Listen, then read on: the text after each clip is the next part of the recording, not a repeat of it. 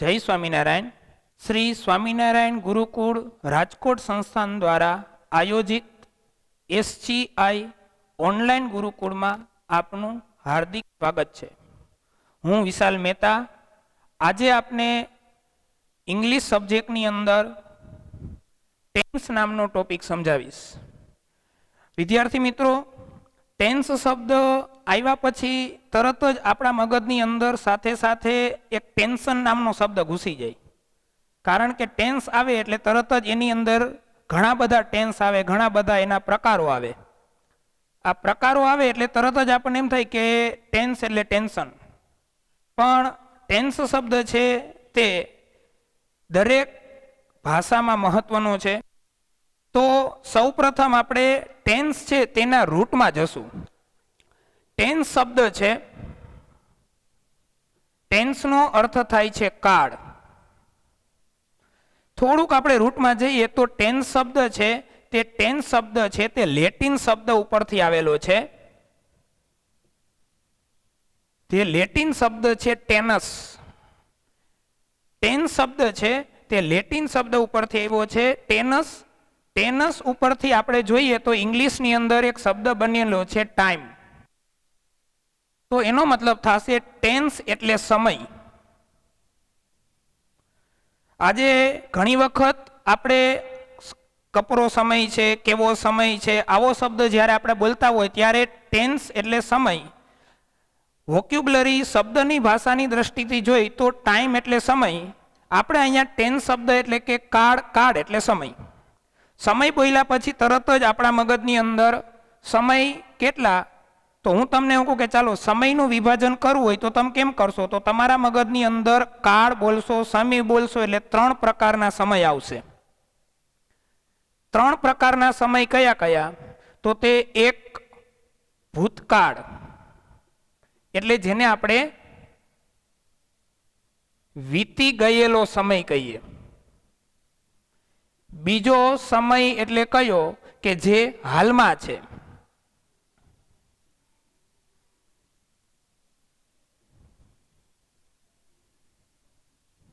વર્તમાન કાળ. અને ત્રીજો સમય એટલે ભવિષ્યકાળ એટલે થવાનો છે.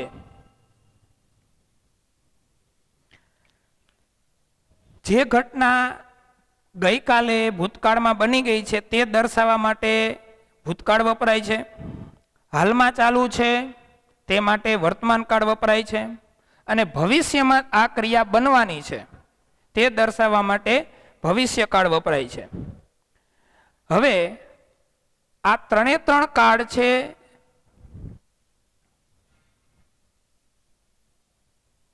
ભૂતકાળ, વર્તમાન કાળ અને ભવિષ્યકાળ. કાળની અંદર પણ જ્યારે બીજા 4 કાળ આવે છે. કાળનું ઇન્ટ્રોડક્શન અથવા તો આપણે સરળ ભાષામાં, સાદી ભાષામાં સમજવું હોય તો ચોખા અને મગ એ ભેગા હોય તો એને જુદા પાડવા સરળ છે. પણ અલગ અલગ પ્રકારના ધાન્ય ભેગા થઈ જાય ત્યારે જેને આપણે ખીચડો કહીએ, આવા ખીચડા જેવું થઈ જાય છે.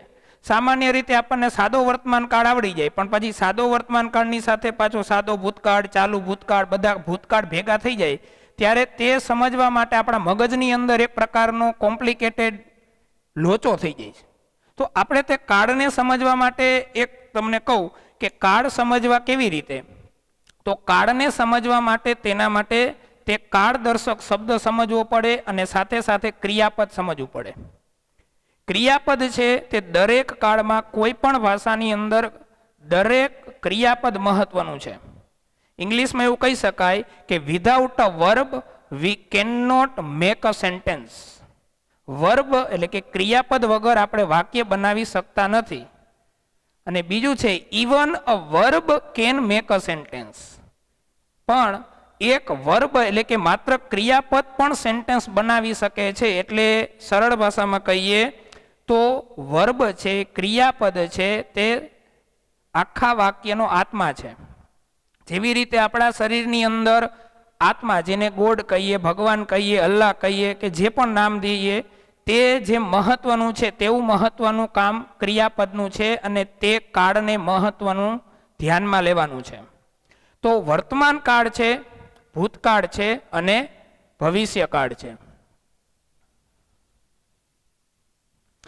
તો આ કાળને શોર્ટમાં, ટૂંકમાં આપણે સમજવા માટે દરેકના 4 કાળ આવશે. હવે 4 કાળ કેવી રીતે યાદ રાખવા? સમજો કે હું તમને એક પ્રશ્ન પૂછું કે વિશ્વની અંદર ભારતનો એવો કયો તહેવાર છે કે જે તહેવાર લગભગ ગુજરાતી લોકોને ગમે છે અને સૌથી વધુ લોકપ્રિય છે?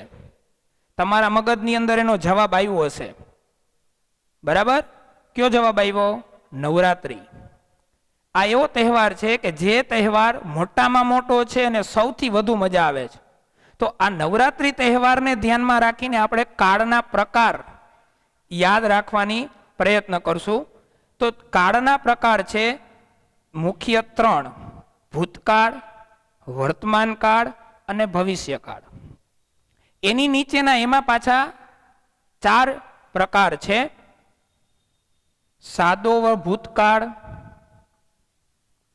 ચાલુ ભૂતકાળ, પૂર્ણ ભૂતકાળ અને ચાલુ પૂર્ણ ભૂતકાળ. તરત તમારા મનમાં પ્રશ્ન થશે, સર ગ્રામરને નવરાત્રિને, ટેન્સને નવરાત્રિને, કાળને નવરાત્રિને કેવી રીતે સંબંધ? તો આપણે બધા નવરાત્રિમાં રમતા હશું, નવરાત્રિનો શોખ હશે તો જોઈએ. તો નવરાત્રિમાં આપણે જ્યારે શરૂઆત હોય અથવા તો શીખતા હોય ને ત્યારે આપણે સાદા સ્ટેપ લઈએ. એટલે શરૂઆતની અંદર સાદો કાળ, પછી ધીમે ધીમે ધીમે થોડીક મજા આવી જાય, બધા સાથે ગ્રુપમાં થઈ જાય એટલે એ સાદા કાળમાંથી, સાદા સ્ટેપમાંથી આપણે ચાલુ થઈ જાય બધાની સાથે સાથે. પછી જેમ જેમ સ્ટેપ વધતા જાય, સ્પીડ વધતી જાય, કન્ટિન્યુઅસલી થતા જાય, જેમ કન્ટિન્યુઅસ ટેન્સ એવું ને આપણે, તો કન્ટિન્યુઅસ ટેન્સ એટલે સતત રમતા રમતા પછી માણસ છે તો થાકે, એટલે ત્યારે તે દાંડિયા રાસ છે તે પૂર્ણ કરે. પણ ગુજરાતના લોકો રહ્યા કોઈ પણ જગ્યાએ પાછી પાની તો કરે નહીં, એટલે પાછું છે ચાલુ પૂર્ણ, ચાલુ પૂર્ણ, ચાલુ પૂર્ણ એમ કરતા કરતા 12 કેમ વાગી જાય એમ ખબર ન પડે. એટલે કોઈ પણ કાળને યાદ રાખવા માટે સાદો ભૂતકાળ, ચાલુ ભૂતકાળ, પૂર્ણ ભૂતકાળ, ચાલુ પૂર્ણ ભૂતકાળ. હવે તમે મારી સાથે સાથે જ તમે કહી શકશો કે હવે આપણે વર્તમાન કાળના કેવા હોય, તો મારી સાથે પણ તમે લોકો મનમાં બોલી શકો, મારી સાથે બોલી શકો: સાદો વર્તમાન કાળ, ચાલુ વર્તમાન કાળ, પૂર્ણ વર્તમાન કાળ, ચાલુ પૂર્ણ વર્તમાન કાળ. આ જ રીતે ભવિષ્યકાળ હોય તો સાદો ભવિષ્યકાળ, ચાલુ ભવિષ્યકાળ, પૂર્ણ ભવિષ્યકાળ, ચાલુ પૂર્ણ ભવિષ્યકાળ. કહેવાનો મતલબ કે આપણને કોઈ એમ કહે કે કાળ કેટલા, તો કાળ 12 થાય. સાદા 3 કાળ, ચાલુ 3 કાળ, પૂર્ણ 3 કાળ અને ચાલુ પૂર્ણ 3 કાળ. પણ આની અંદર જે કાળ વધુમાં વધુ આપણને ઉપયોગમાં આવતા હોય એવા કાળની આપણે આજે છણાવટ કરશું, શીખશું, ભણશું અને બોર્ડની એક્ઝામમાં વધુમાં વધુ એનો આપણે ઉપયોગ કરશું. તો સૌ પ્રથમ આપણે આજની તારીખે, આજના દિવસે સાદા વર્તમાન કાળથી શરૂઆત કરીએ. એક કહેવત યાદ આવે છે કે આજના આ કોરોના વાયરસને કારણે જ્યારે તમે 10મા ધોરણના વિદ્યાર્થીઓ બોર્ડના વિદ્યાર્થી તરીકે નક્કી થઈ ગયા છો, પરીક્ષા નક્કી છે, ત્યારે તમારી બોર્ડની એક્ઝામના દિવસો કાઉન્ટડાઉન થાય છે. ઇંગ્લિશમાં એક કહેવત છે કે when Muhammad can not go to mountain, mountain must go to Muhammad. જ્યારે મહમ્મદ માઉન્ટેન સુધી જઈ શકતો નથી ત્યારે માઉન્ટેને મહમ્મદ સુધી જવું જ જોઈએ. આ વિચારને ધ્યાનમાં રાખી સ્વામિનારાયણ ગુરુકુળ સંસ્થાન SGI ઓનલાઈન ગુરુકુળ દ્વારા આજે તમે ગુરુકુળ સુધી આવી નથી શકતા, તમે શાળા સુધી આવી શકતા નથી, પણ અમે તમારા સુધી ઓનલાઈન YouTube દ્વારા, ઓનલાઈન એજ્યુકેશન દ્વારા તમારા સુધી પહોંચવા માટેનો પૂરતો પ્રામાણિક પ્રયત્ન કરી રહ્યા છીએ.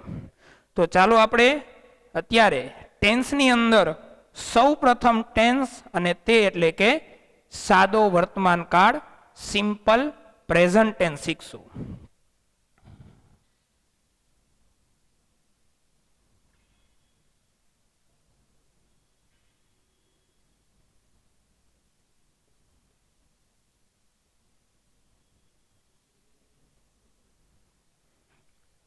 Simple present tense. સિમ્પલ એટલે સાદો, પ્રેઝન્ટ એટલે વર્તમાન અને ટેન્સ એટલે કાળ. સાદો વર્તમાન કાળ. તો સાદો વર્તમાન કાળ છે તે કઈ રીતે ઉપયોગમાં આવે, ક્યાં ઉપયોગમાં આવે, કઈ પરિસ્થિતિમાં ઉપયોગમાં આવે, તો સૌ પ્રથમ સમજી લઈએ કે સાદો વર્તમાન કાળ છે તે એક તો નિયમિત થતી ઘટના માટે વપરાય, જેના માટે ગુજરાતીમાં આપણે દર શબ્દ વાપરીએ. દર મહિને, દર રવિવારે, દર અઠવાડિયે, દર વર્ષે, આવો જે શબ્દ આપણે જે જગ્યાએ વાપરતા હોઈએ તે જગ્યાએ આપણે સાદો વર્તમાન કાળ સિમ્પલ પ્રેઝન્ટ ટેન્સનો ઉપયોગ કરીએ છીએ. નિયમિત. બીજું આવ્યું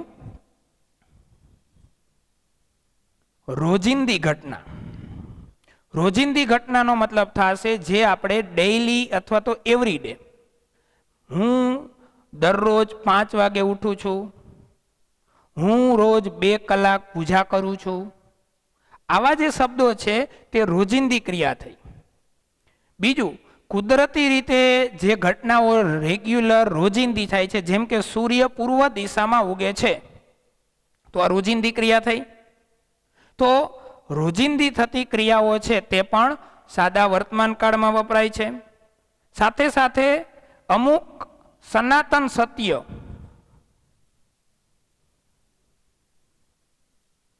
અથવા તો મહાપુરુષ દ્વારા બોલાયેલા શબ્દો હોય, જેમ કે સ્વામી વિવેકાનંદે કીધું, give me 100 Nachiketa, I will change the world.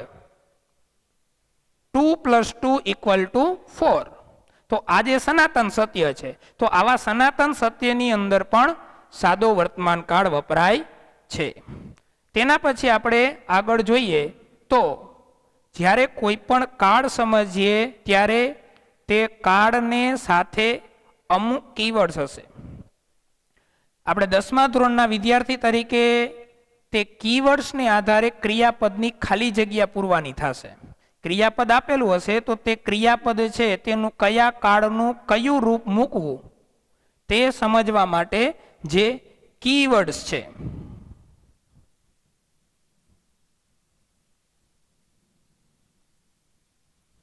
તે સમજી લઈએ. કીવર્ડ્સ એટલે શું? તો હું તમને કહું કે તે શબ્દોથી આપણને ખબર પડે કે આ વાક્ય છે તે આ કાળમાં છે. દરેક કાળમાં કીવર્ડ્સ હોય છે ને તે કીવર્ડ્સને આધારે આપણે લોકો તે ખાલી જગ્યા પૂરી શકીએ. તો કીવર્ડ્સ ક્યાં છે? તો ડેઈલી,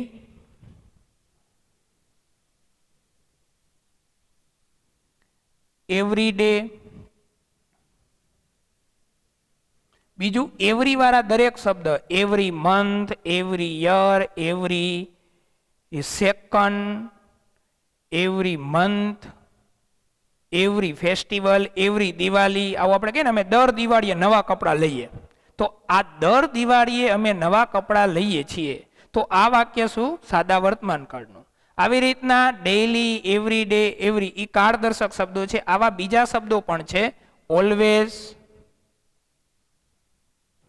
ઓલવેઝ એટલે હંમેશા.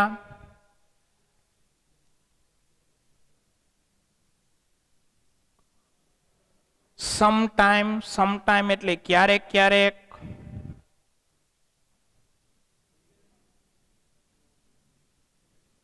યુઝુઅલી. યુઝુઅલી એટલે સામાન્ય રીતે. આવા જે શબ્દો છે તે શબ્દો આપણને સાદો વર્તમાન કાળ છે તેનું ઇન્ડિકેશન એટલે કે નિદર્શન કરાવે છે, જેના દ્વારા આપણે આ વાક્ય છે તે સાદા વર્તમાન કાળમાં છે તેવું આપણે ઓળખીએ છીએ. હવે આપણને એમ થાય કે જેવી રીતે મેં તમને કીધું કે દરેક વાક્ય છે તે વાક્યનો પ્રાણ તે વાક્યનો આત્મા, તે વાક્યનું મેન હાર્દ કોણ? તો તે છે વર્બ. વર્બ એટલે ક્રિયાપદ. તો અહીંયા આપણે તે વર્બ છે તે વર્બને ખાસ ધ્યાનમાં લેશું. તમારે લોકોને 10મા ધોરણના વિદ્યાર્થીઓને જ્યારે બોર્ડની એક્ઝામમાં ખાલી જગ્યામાં 1 માર્કનો પ્રશ્ન પૂછાય કે અહીંયા આપણે યોગ્ય કાળ દ્વારા ખાલી જગ્યા પૂરીએ, તો ત્યાં કાળ ઓળખવા માટે આવો શબ્દ daily, every day, every month, આવો એવરી વાળો કોઈ પણ શબ્દ સાથે હોય, ઓલવેઝ, સમટાઈમ, યુઝ્યુઅલી, આવા શબ્દો તો હોય, પણ એની સાથે ક્રિયાપદનું કૌંસમાં એક બ્રેકેટમાં રૂપ આપેલું હશે. તો તે કયું રૂપ મૂકવાનું? તો તે સમજવા માટે ચાલો આપણે વર્બ છે તે વર્બનું કેવું રૂપ? તો જેને આપણે વર્બ છે તે વર્બને, જેને આપણે સાવ શોર્ટમાં, જેને આપણે ગુજરાતીની અંદર મૂળ ક્રિયાપદ કહીએ.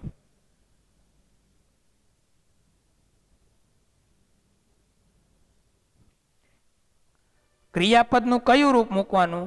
તો તેની સાથે ક્રિયાપદનું મૂળ રૂપ, જેને આપણે શોર્ટમાં સમજવા માટે, કોડવર્ડમાં સમજવા માટે, જેને આપણે નામ આપશું V1. V1 એટલે મૂળ ક્રિયાપદ.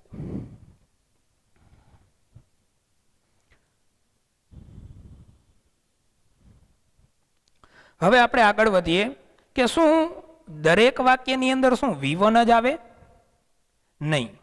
તો એના માટે યાદ રાખશું કે દરેક જગ્યાએ V1 ના આવે, પણ તેની સાથે સાથે સર્વનામ હોય, જેમ કે આઈ, વી, યુ, ધે, અથવા કોઈ પણ બહુવચન હોય, નામનું બહુવચન હોય, તો તેની સાથે હંમેશા V1 આવશે. આઈ તો પણ મૂળ ક્રિયાપદ જે હોય છે તે, વી તો પણ જે ક્રિયાપદ છે તે, યુ તો પણ જે ક્રિયાપદ છે તે, ધે તો પણ જે ક્રિયાપદ છે તે. પણ મેં અહીંયા લખેલું છે બ-વ એટલે બહુવચન, જેને ઇંગ્લિશમાં આપણે પ્લુરલ કહીશું. કોઈ પણ નામનું બહુવચન આપેલું હોય તો તેની સાથે હંમેશા V1 આવશે. તો વૈધા ક્યાં બૈચા? તો હી, સી અને ઇટ. આની સાથે સાથે કોઈ પણ નામનું એક વચન હોય, જેને આપણે ગુજરાતીમાં એક વચનને શું કહીએ વિદ્યાર્થીઓ? સરસ, લગભગ વિદ્યાર્થીઓના જવાબ મનમાં આવી ગયા હશે, અથવા તો મોટા ભાગના વિદ્યાર્થીઓ મારો પ્રશ્ન સાંભળ્યા પછી જવાબ દીધો હશે. સરસ, જેને આપણે એક વચન કહીએ, જેને આપણે ઇંગ્લિશમાં સિંગ્યુલર કહીએ. તેની સાથે યાદ રાખજો V1 ની સાથે એસ અથવા તો ઈએસ પ્રત્યય લાગશે. હવે આપણા મગજમાં પાછું એવું થયું, સર એસ ક્યાં લાગે અને ઈએસ ક્યાં લાગે? ફરીથી બાળવિત્યો આપણે ધ્યાનમાં રાખજો કે અહીંયા આપણે એસ અથવા તો ઈએસ પ્રત્યે ક્રિયાપદને લગાડવાનો છે, નામને નહીં. ઇંગ્લિશની અંદર આ એસ અને ઈએસ પ્રત્યે લગાડવાનો નિયમ એકવચનનું બહુવચન કરવામાં પણ આવે છે. અને આ જ નિયમ સાદો વર્તમાન કાળ, ત્રીજો પુરુષ એક વચન એટલે કે હી, સી, ઇટ અથવા તો કોઈ પણ નામનું એક વચન હોય ત્યાં પણ આ જ નિયમ લાગુ પડે છે.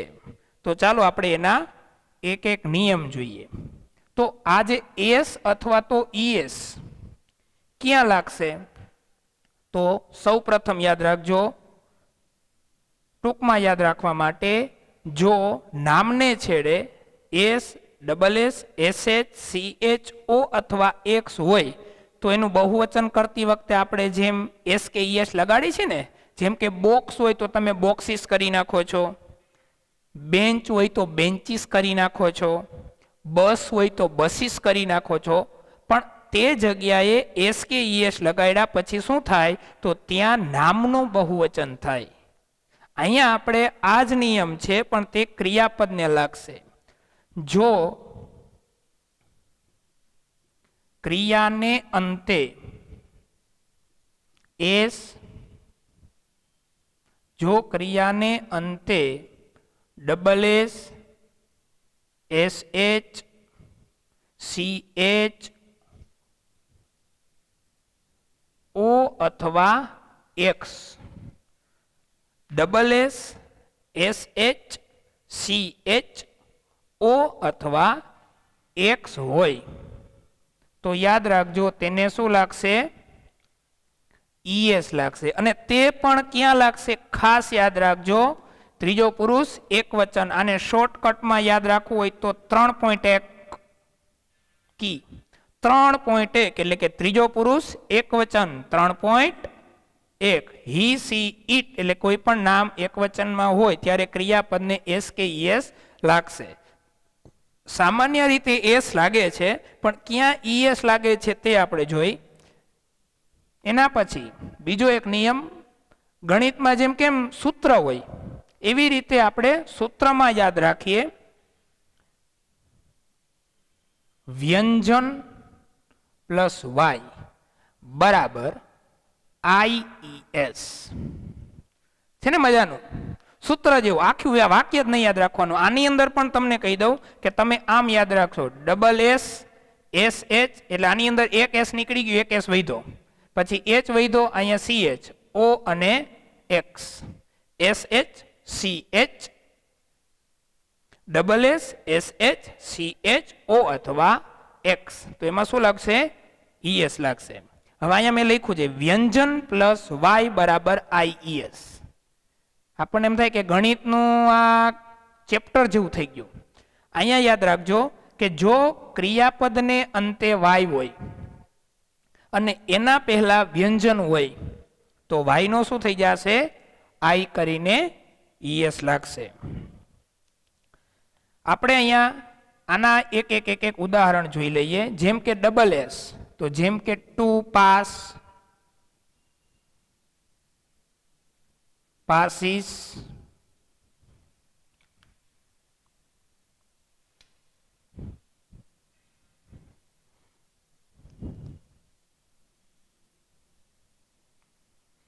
પછી SH માં જોઈ ટુ પુશ,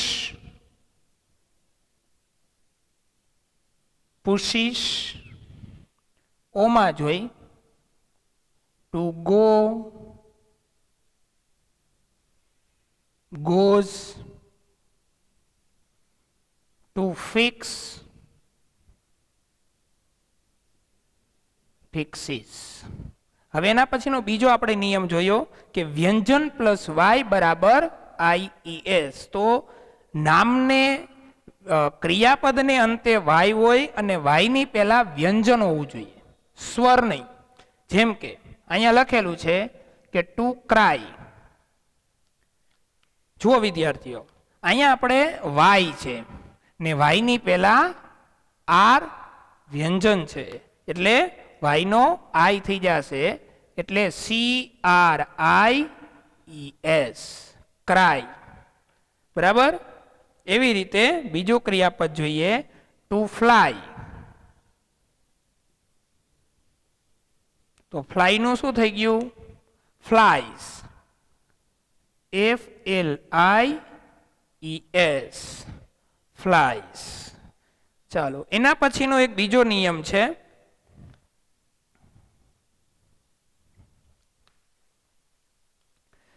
જેમ આ એક નિયમ, આ બીજો નિયમ, અને હવે જોઈએ ત્રીજો નિયમ.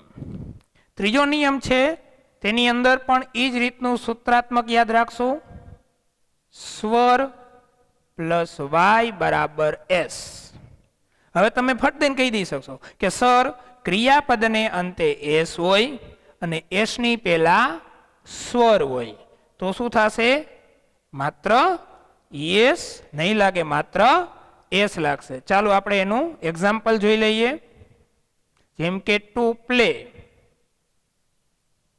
તો પ્લેમાં શું થશે? PLAYS. To say, SAYS. હવે જુઓ, અહીંયા આપણે જોયું કે વાય શું છે?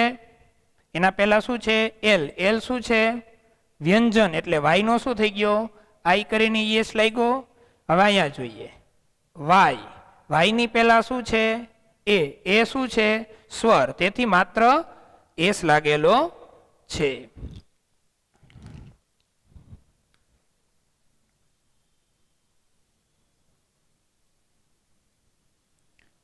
હવે આપણે ક્રિયાપદને ઓળખી ગયા. મેં તમને આગળ જ કીધું કે હાર્ટ જે મહત્વનું છે, હાર્ટને સમજી લ્યો તો વાક્યની અંદર વાક્ય રચના એના કરતાં ઈઝી થઈ જશે.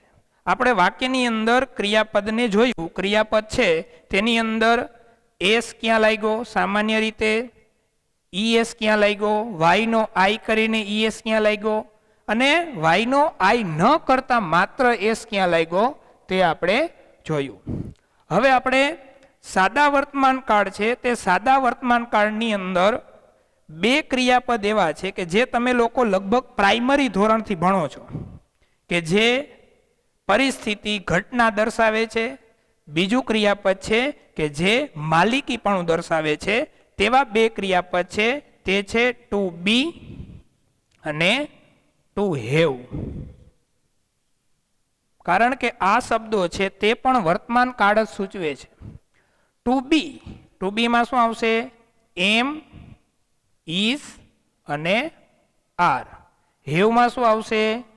હેવ અને હેઝ. તમે લોકો છઠ્ઠા ધોરણથી લગભગ શીખી ગયા છો, એટલે મિનિમમ 4 થી 5 વર્ષથી આ ટોપિક, આ ટુ બીના રૂપ સમજી ગયા છો. પણ જ્યારે આપણે સાદા વર્તમાન કાળની વાત કરતા હોય, વર્તમાન કાળની વાત થતી હોય, ત્યારે સમજી લઈએ, તમને એમ થશે કે આવડે છે, છતાં આપણે એક વખત જોઈ લઈએ કે તો એમ ક્યાં આવશે? તો આઈની સાથે આવશે. ઇસ ક્યાં આવશે? તો હી, સી અને ઇટની સાથે આવશે. આર ક્યાં આવશે? તો વી, યુ અને ધેની સાથે આવશે. જેમ કે I am, he is, she is, it is, we are, you are અને ધે આર. હવે આપણે આઈ એમ હું છું, આ બધું આવડે છે. યુ આર એટલે તમે છો અથવા તું છો. હવે અહીંયા ખાસ હેવનું, આપણે જે 10મા ધોરણને આવી જાય ને એટલે હેવના પાછા ઘણા બધા ઉપયોગ આવે. કારણ કે હેવ એક વખત પ્રાઇમરી લેવલે આપણે હેવનો મતલબ ની પાસે હોવું એવો અર્થ કર્યો, તો આઈની સાથે હેવ આવશે, વીની સાથે હેવ આવશે, યુની સાથે હેવ આવશે, ધેની સાથે હેવ આવશે, અને કોઈ પણ નામનું બહુવચન હોય તો પણ હેવ આવશે. એવી રીતે ઈસ છે તે કોઈ પણ નામનું એક વચન હોય તો ઈઝ આવશે, કોઈ પણ નામનું બહુવચન હોય તો પણ આર આવશે. હવે આપણે અહીંયા I have, we have, you have, you have, they have અને કોઈ પણ નામનું બહુવચન હોય તો પણ હેવ. હેસ ક્યાં આવશે? તો ટૂંકમાં કહી દઉં કે ત્રીજો પુરુષ એક વચન, ફરીથી 3.1, એટલે કે હી, સી, ઈટ અને કોઈ પણ નામ એક વચનમાં હોય તો ત્યાં હંમેશા હેઝ આવશે. હવે આપણે આગળ વધીએ કે ટુ બીના રૂપ ખબર પડી ગઈ. એના પછી ક્રિયાપદ છે તે ક્રિયાપદનું મૂળ રૂપ. ક્રિયાપદને એસ ક્યાં લાગે છે? ઈએસ ક્યાં લાગે છે? વાયનો આઈ કરીને ઈએસ ક્યાં લાગે છે? વાયનો આઈ ન કરતા માત્ર એસ ક્યાં લાગે છે? તે બધું આપણે લોકો અત્યારે શીખ્યા. હવે આપણે વાક્ય રચના તરફ આગળ વધીએ.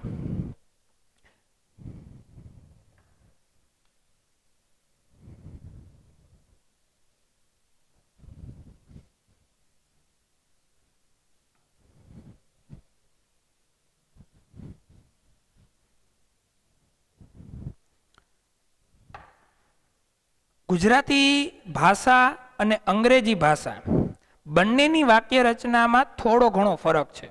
જેમ કે ગુજરાતી વાક્ય હોય તો ગુજરાતી વાક્યમાં પહેલા કર્તા આવશે, પછી કર્મ આવશે અને પછી ક્રિયા આવશે.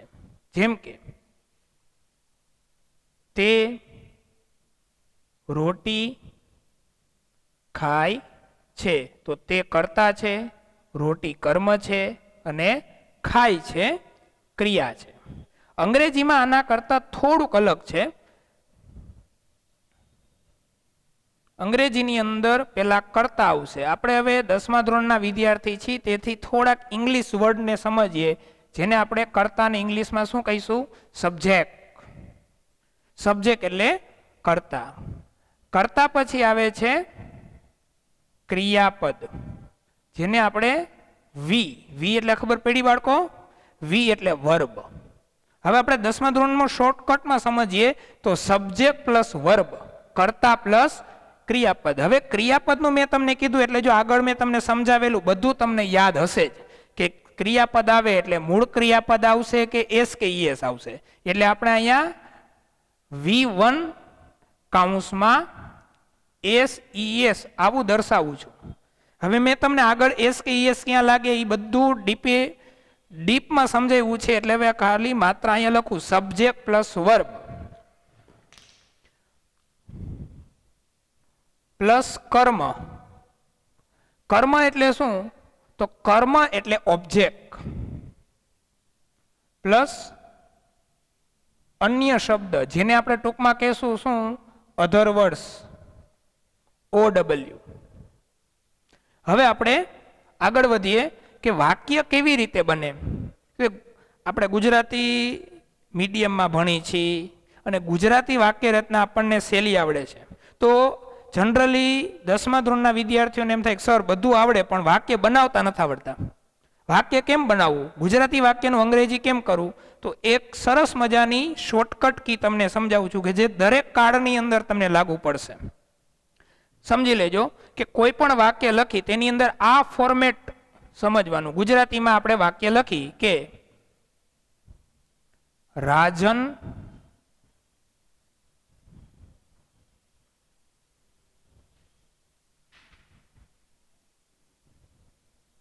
કેરી ખાય છે. ઓકે, આપણે આ જ ફોર્મેટ પ્રમાણે ચાલીએ તો સૌ પ્રથમ ક્રિયાપદ છે તે ગોતવાનું. બરાબર? ક્રિયાપદ શું છે?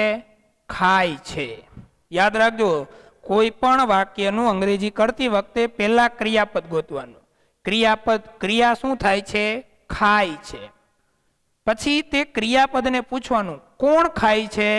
તો અહીંયા આપણને જવાબ શું મળ્યો? રાજન. તો સૌ પ્રથમ આપણે કરતા કોણ છે? કોણ ખાય છે? તો રાજન. તો પેલા લખ નાખવાનું રાજન. એના પછી બીજા નંબર ઉપર શું આવ્યું? ક્રિયાપદ. આપણે સૌ પ્રથમ ક્રિયાપદ ગોઈતું હતું ને, તો કામ લાગ્યું કે નહીં? હવે આપણે ક્રિયાપદ ખાય છે. ખાવું એટલે શું? ઓકે, મોટાભાગના વિદ્યાર્થીઓના મગજની અંદર ખાવો શબ્દનું ફટાફટ ઇંગ્લિશ આવી ગયું. શું? ઈટ. હવે આપણા મગજની અંદર પાછા બે પ્રકારના ફ્લો થયા કે સર ઈટ લગાડવાનું, ઈટ્સમાં એસ લગાડવાનો કે ઈટ ને ઈએસ લગાડવાનું. ત્રણ પ્રકાર થયા. તો આપણે શું લગાડશું? તો ફરીથી આપણે ધ્યાન રાખીએ કે EAT છેલ્લો અક્ષર કયો છે? ટી. એટલે માત્ર એસ લાગશે, કારણ કે અહીંયા રાજન ત્રીજો પુરુષ એક વચન. મેં તમને કીધું હતું કે ત્રીજો પુરુષ એક વચન હોય ત્યારે શું લાગશે? એસ અથવા તો ઈએસ. Rajan it's. ઓકે, ક્રિયાપદ આવી ગયું. હવે કર્મ. કર્મ કેમ ગોતવાનું? તો ક્રિયાપદને શું પૂછવાનું? શું ખાય છે? તો કેરી. એટલે a mango. Rajan it's a mango. ચાલો બીજા વાક્ય તરફ જઈએ.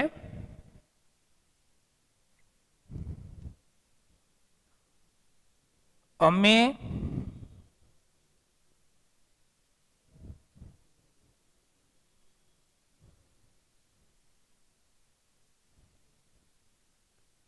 બગીચામાં ક્રિકેટ રમીએ છીએ. ચાલો સૌ પ્રથમ આપણે શું ગોતશું? ક્રિયાપદ. સરસ. ક્રિયાપદ શું છે? અમે બગીચામાં ક્રિકેટ રમીએ છીએ. ચાલો ક્રિયા શું છે? રમવાની. એટલે રમીએ છીએ. ઓકે, હવે આપણે વાક્યમાં સૌ પ્રથમ શું ગોતવાનું? કરતા. ચાલો રમીએ છીએ. કોણ રમે છે? તો તરત તમારા મગજની અંદર જવાબ આવી ગયો. કોણ રમે છે? અમે. અમે એટલે શું થશે? વી. ઓકે, હવે આના પછી કરતા મળી ગયો. રમીએ છીએ એટલે વી. હવે અહીંયા આપણે ક્રિયાપદ. ક્રિયાપદ શું છે? રમીએ છીએ એટલે કે રમવું ક્રિયાપદ થયું. અમે બગીચામાં ક્રિકેટ રમીએ છીએ, રમવું ક્રિયાપદ થયું. ફરીથી વી શબ્દ છે એ હી સી ઈટ સાથે આવતો નથી, ત્રીજો પુરુષ એકવચન નથી, એટલે શું આવશે? વી પ્લે, કરતા ક્રિયાપદ. હવે આપણે શું છે? કર્મ. ક્રિયાપદને પૂછવાનું શું, ક્રિયાપદને શું પૂછવાનું? શું રમીએ છીએ? તો જવાબ શું મળ્યો? ક્રિકેટ. We play cricket. હવે આપણે જ્યારે વાક્ય રચના લખી હતી ત્યારે કર્તા, પછી ક્રિયાપદ, પછી કર્મ, પછી અન્ય શબ્દો. અન્ય શબ્દ ક્યાં મૂકી દેવાના? છેલ્લે. તો વી પ્લે ક્રિકેટ, ક્યાં રમીએ છીએ? તો અન્ય શબ્દ શું આવ્યા? બગીચામાં, ઇન ધ ગાર્ડન.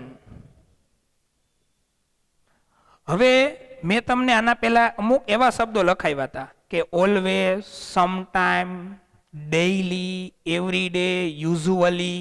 તો આવા જે શબ્દો છે તે વાક્યમાં વચ્ચે આવે છે, આવા જે શબ્દો છે તે વાક્યમાં વચ્ચે મૂકે છે. ચાલો એનું એક ઉદાહરણ જોઈ.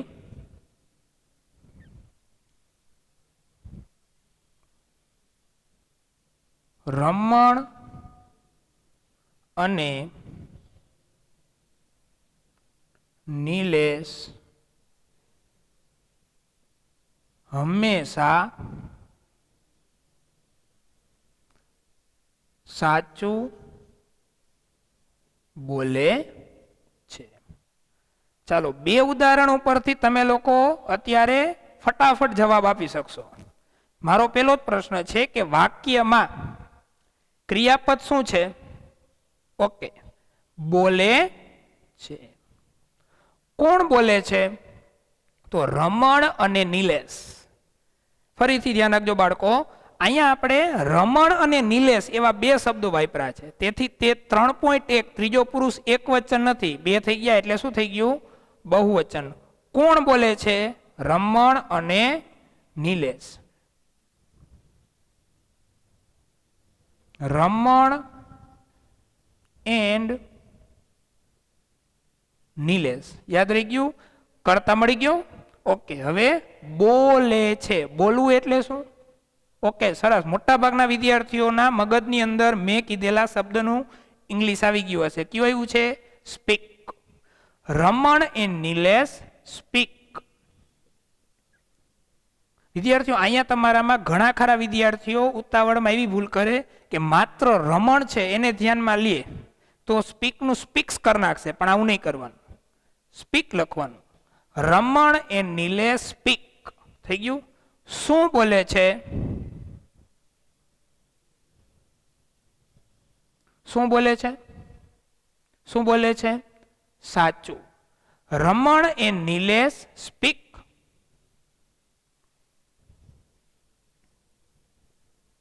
ટ્રુથ. બરાબર? હવે આપણે અહીંયા કયો શબ્દ વધ્યો? હંમેશા. બરાબર? જ્યારે આપણે વાક્યનું અંગ્રેજી કરીએ ત્યારે આ શબ્દ ક્યાં મૂકવો? તમારા મગજમાં એમ થાય કે સર અન્ય શબ્દ છે એટલે છેલ્લે મૂકી તો ઈ શબ્દનું ઇંગ્લિશ કરો ત્યારે આપણા મગજની અંદર આ વાક્ય યોગ્ય રીતે ન બેઠે. તમે એમ વિચારો કે ઓલવેઝ શબ્દ છેલ્લે મૂકવો જોઈએ. તો Raman and Nilesh speak truth always. શું આ વાક્ય તમારા મગજમાં બેસશે? નહીં બેસે. તો આ વાક્યની અંદર જે હંમેશા શબ્દ છે તે વાક્યમાં કરતા પછી મૂકો. રમણ એન્ડ નિલેશ અહીંયા મૂકવાનો, યાદ રાખવાનો ઓલવેઝ. કરતા પછી always, sometime, ever, never, usually, generally આવા શબ્દો છે તે ક્યાં મૂકવાના? કરતા પછી. એટલે મેં છેલ્લે એટલે મૂક્યા કે આપણે વાક્યની રચના પ્રમાણે તો સાચા છીએ, પણ વાક્યમાં ક્યાંક ભૂલ પડે આ શબ્દ અહીંયા આવશે. Raman and Nilesh always speak truth. Clear? આ વાક્ય રચના થઈ તે આપણે કઈ વાક્ય રચના જોઈતી? આ વાક્ય છે તે વિધાન વાક્ય હતા. કેવા વાક્ય હતા? વિધાન વાક્ય.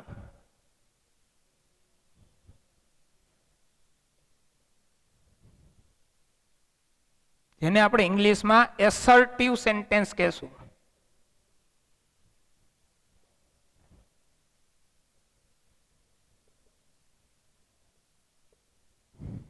એસર્ટિવ સેન્ટેન્સ એટલે વિધાન વાક્ય. ઓકે, હવે તમારા મગજમાં એમ થાય કે સર વિધાન વાક્ય જેમ હોય એવી રીતના નકાર પણ હોય અને પ્રશ્નાર્થ પણ હોય. તો નકાર અને પ્રશ્નાર્થ વાક્ય છે તે હવે નેક્સ્ટ એપિસોડમાં નેક્સ્ટ ટાઈમ આપણે જોશું. ફરીથી આજે ભણેલું આખું એક વખત ફરીથી રિવાઇઝ કરી લઈએ કે આજે આપણે શું શીખ્યા. તો પહેલા તો ટેન્સ શબ્દ છે તે ટેનસ શબ્દ જે લેટિન છે, લેટિન ભાષાનો શબ્દ છે. લેટિન ભાષાની અંદર ટેનસ શબ્દ છે જેનો અર્થ સમય થાય, ટાઈમ. એના ઉપરથી આવ્યો છે સમય એટલે ટાઈમ, એના ઉપરથી ટેન્સ. ટેન્સ બોલ્યા પછી સમય કેટલો, તો વર્તમાન સમય, ભૂતકાળનો સમય અને ભવિષ્યકાળનો સમય. એટલે આપણી પાસે 3 કાળ હતા, ભૂતકાળ, વર્તમાન કાળ અને ભવિષ્યકાળ. એના પછી આપણે જોયું કે વર્તમાન કાળ, ભૂતકાળ અને ભવિષ્યકાળ 3 કાળ છે, તેના પેટા 4 કાળ છે. એ પેટા 4 કાળ ક્યાં, તો મેં તમને ઉદાહરણ આપ્યું નવરાત્રિનું. સાદો, ચાલુ, પૂર્ણ, ચાલુ પૂર્ણ. એવી રીતના સાદો વર્તમાન કાળ, ચાલુ વર્તમાન કાળ, પૂર્ણ વર્તમાન કાળ અને ચાલુ પૂર્ણ વર્તમાન કાળ. એવી રીતની વર્તમાન કાળની જેમ ભૂતકાળ અને ભવિષ્યકાળ. એના પછી આપણે જોયું ટુ બી ના રૂપ, ટુ હેવ ના રૂપ. ક્રિયાપદ છે તે ક્રિયાપદને એસ અને ઈએસ ક્યાં લાગ્યું તે આપણે જોયું. એના પછી આપણે વિધાન વાક્ય એસર્ટિવ સેન્ટેન્સ. એસર્ટિવ સેન્ટેન્સ એટલે કે વિધાન વાક્ય કેવી રીતે બને તેની વાક્ય રચના જોઈએ. કર્તા, ક્રિયાપદ, કર્મ અને અન્ય શબ્દ. તેની અંદરનું ત્રીજો પુરુષ એકવચન વાળું વાક્ય જોયું. ત્રીજા પુરુષમાં 2 વ્યક્તિ હોય તો કેવી રીતે બને, અને સર્વનામ સાથે વાક્ય હોય તો કેવી રીતે બને. સરસ વિદ્યાર્થી મિત્રો, આજે આપણે જેમ સાદા વર્તમાન કાળની અંદર જેમ એસર્ટિવ વિધાન વાક્ય શીખા, તેમ હવે પછીના સમયની અંદર પાછા મળશું ત્યારે નકાર વાક્ય અને પ્રશ્નાર્થ વાક્ય સમજશું. જય સ્વામિનારાયણ.